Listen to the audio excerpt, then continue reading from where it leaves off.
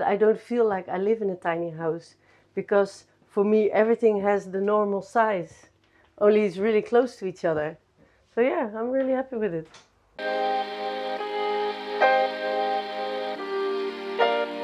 Hello, my name is Eefje and I live in this tiny house which I built myself with my husband. Let me show you around. So this is our veranda.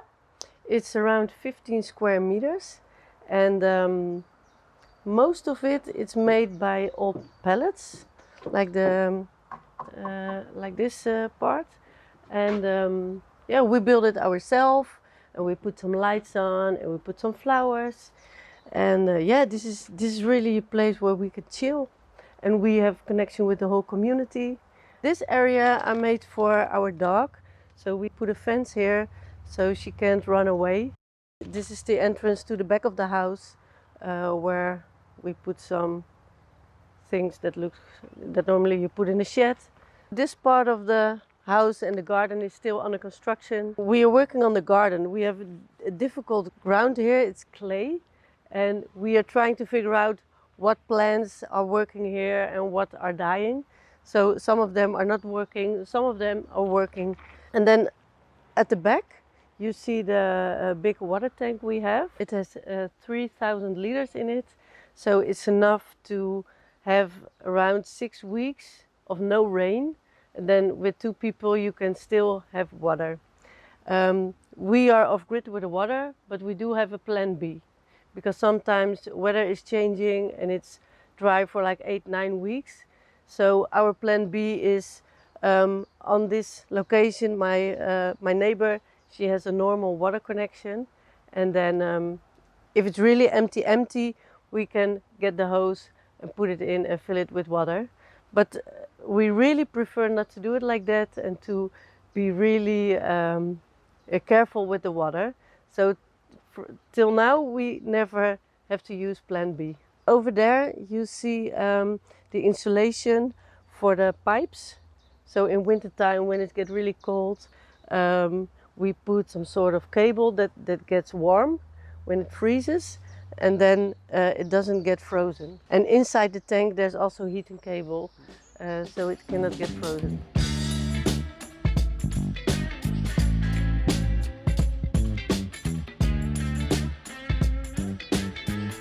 This is my kitchen, and even while I'm living in a tiny house, for me it doesn't feel like a small kitchen. For me it feels like a normal kitchen, so I'm really happy with it.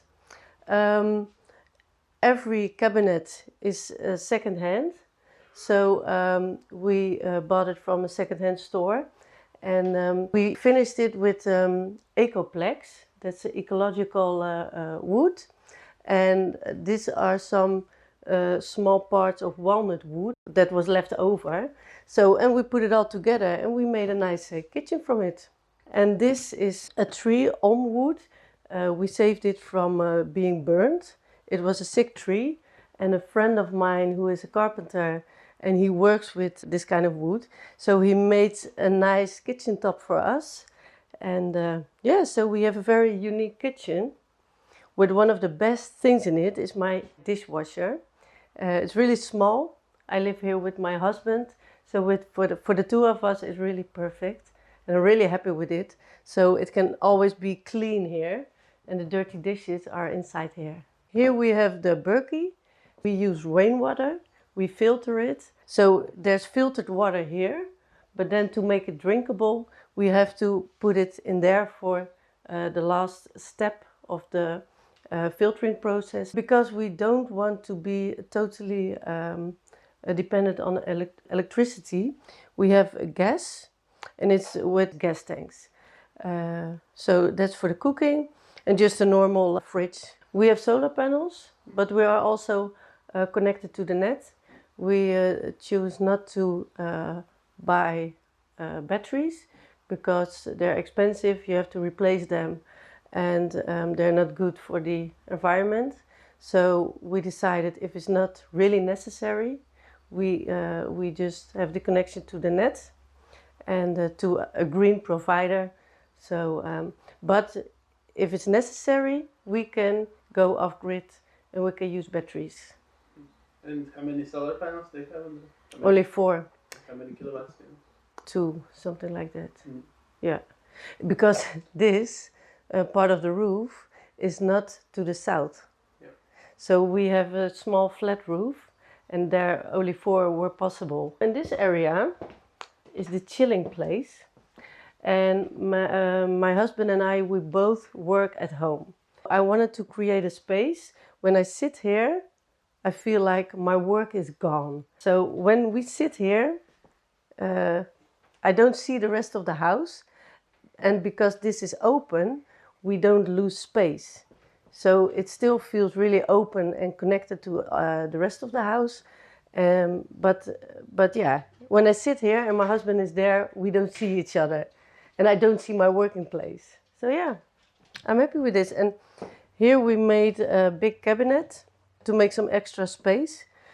But because most of the stuff we had, we just gave it away. We don't have that much stuff. So a lot of it is empty.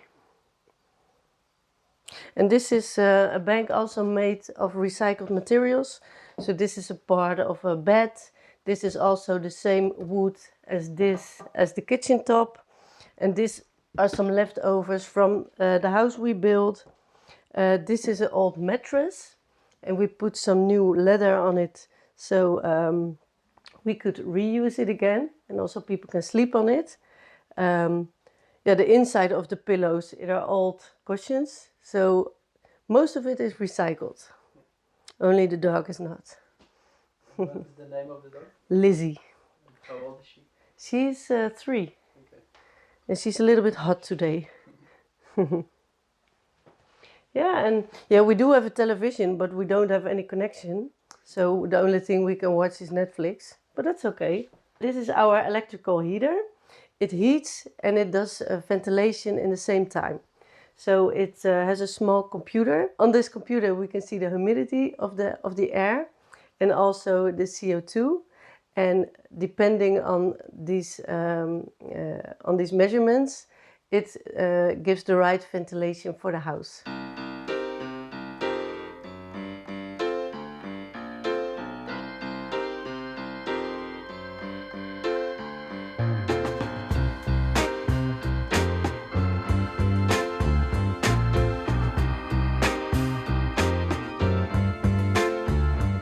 This is my dining table. Same as the kitchen, for me it has a normal size, so it doesn't feel like I live in a tiny house. It's only more close to each other, so it's really a short way to the kitchen. And these chairs, they have a special story because they're really old chairs. And I had someone I know who made from old jeans new fabric so they can make the chairs like look new again. So these chairs are really old, but the outside is newer from recycled jeans. I really like it. Here is my working place. So I still have big ideas about how I want it to be. So this is a little bit in between, but for me also I have a nice desk where I can work on, and yeah, it still needs to be finished, but for now I can do what's necessary. Here we have infrared heating because the heater is on the other side of the room, and I thought maybe in wintertime it can be cold here, but I live here for 12 months now, and also this winter time it was not cold or something. I sometimes use a blanket, so I didn't use it much, but it's nice to have it. And here we also have the entrance to the small storing loft. Also that one needs a curtain so you don't see what's up there. And we also have our filter system for the rainwater filtering located over there. So how long did it take you to build the house? 9 months. And after that, I felt like giving birth. Yeah, so we both have a full-time job. And so we worked in the weekends and during holidays. Every free hour was in the house. and it was really a big adventure, and I do like adventure. When we finished, I really needed a few months to recover and to be a happy person again. Then here we have my bedroom.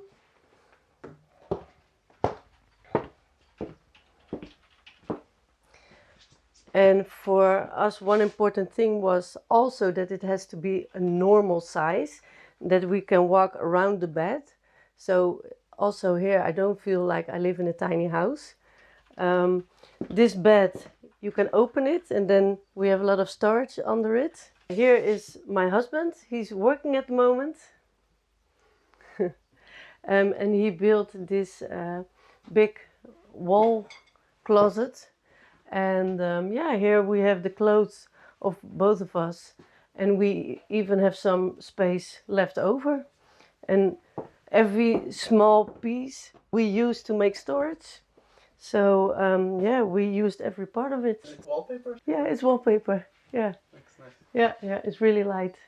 And it's all of the same material. It's all the ecological Ecoplex, so the multiplex.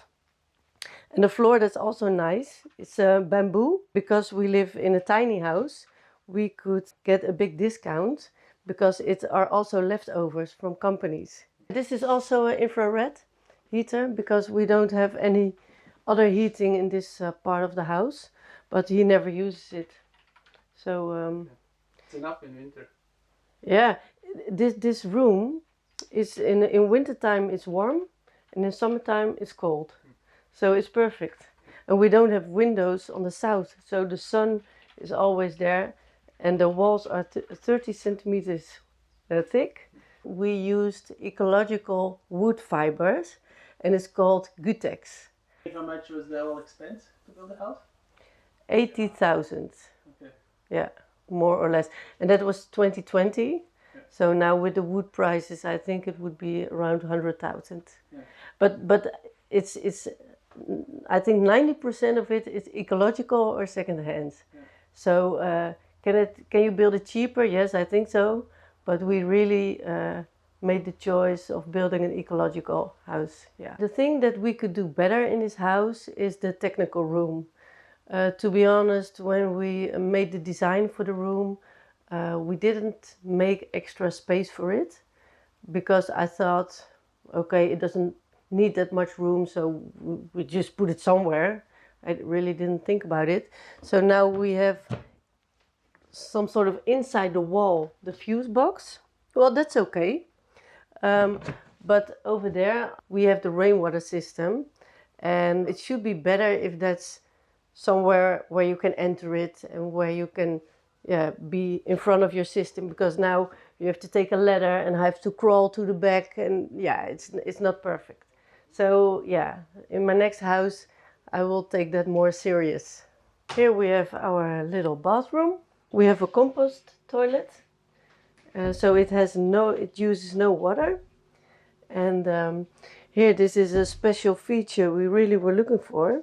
So this we can put inside, and then we have more space here. Because if this is a wall, then you have really less space. So we are really happy with it. This is for the hot water.